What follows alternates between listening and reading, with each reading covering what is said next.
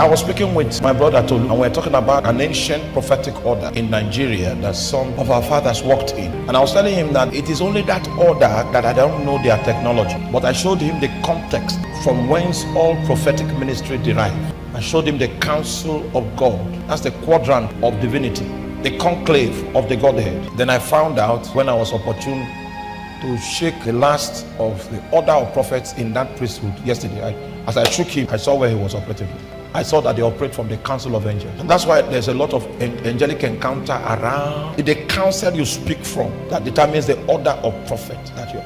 What you are allowed to see, where you are allowed to stand in the realm of the spirit, will determine the kind of message you can bring. So when you hear a man's prophetic delivery, you should be able to tell what counsel he's coming from. Because if all he has is a gift, the prophetic moves from a gift into a government. The texture of a man's prophetic capability is tied to the counsel from whence he operates. The day of prophets has gifts. That day has passed. And you can give a word of knowledge and maybe probably call somebody's phone number.